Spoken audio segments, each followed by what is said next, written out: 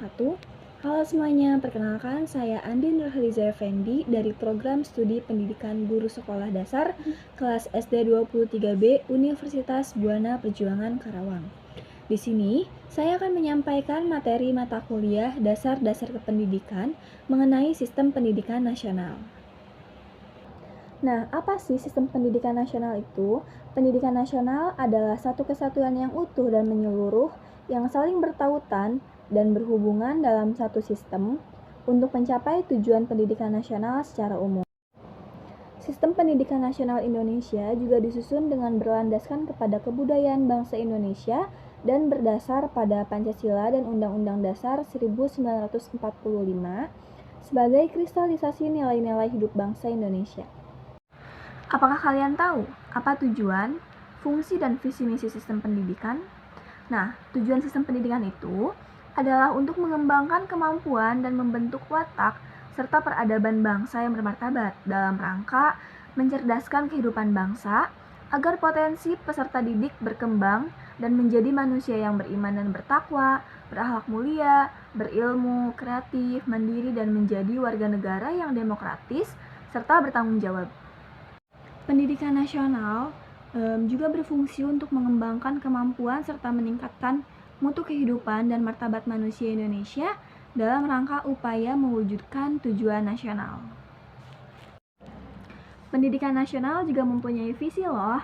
Visinya yaitu terwujudnya sistem pendidikan nasional sebagai peranata sosial yang kuat dan berwibawa untuk memberdayakan semua warga negara Indonesia berkembang menjadi manusia yang berkualitas, sehingga mampu dan proaktif menjawab tantangan zaman yang selalu berubah.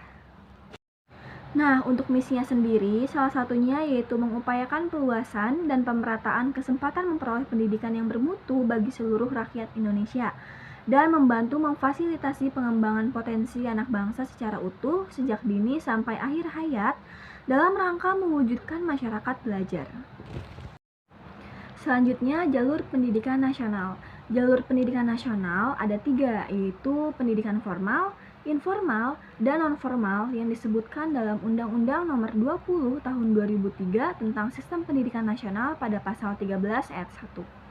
Yang pertama ada pendidikan formal atau biasa kita sebut dengan persekolahan, yang di dalamnya ada pendidikan dasar meliputi sekolah dasar, madrasah ibtidaiyah, SMP, dan madrasah sanawiyah. Pendidikan menengah meliputi SMA, MA, SMK, dan MAK. Di Indonesia, pendidikan formal adalah sesuatu yang wajib mulai dari kalangan kaya ataupun miskin. Kedua, ada pendidikan non-formal. Pendidikan non-formal ini ditujukan untuk warga yang memerlukan pendidikan sebagai penambah pendidikan formal. Contohnya lembaga kursus ataupun kelompok belajar. Nah, hasil dari pendidikan non-formal ini setara dengan hasil program pendidikan formal, tetapi harus melalui proses penilaian penyetaraan oleh lembaga pemerintah daerah. Yang ketiga, ada pendidikan informal.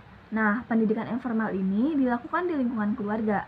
Hasil pendidikan informal ini bisa setara dengan pendidikan formal dengan syarat peserta didik harus lulus ujian sesuai dengan standar nasional pendidikan. Selanjutnya, kita akan membahas mengenai sistem pendidikan Indonesia saat ini.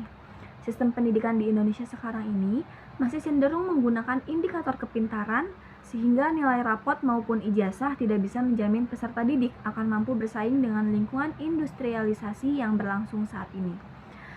Nah, gimana sih supaya sistem pendidikan di Indonesia bisa menciptakan anak bangsa yang memiliki sensitivitas terhadap lingkungan?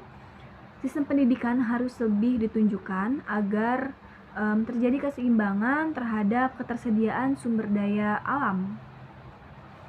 Sekian dari saya, semoga materi yang saya sampaikan cukup jelas dan bisa bermanfaat bagi teman-teman semua. Sekian dan terima kasih. Wassalamualaikum warahmatullahi wabarakatuh.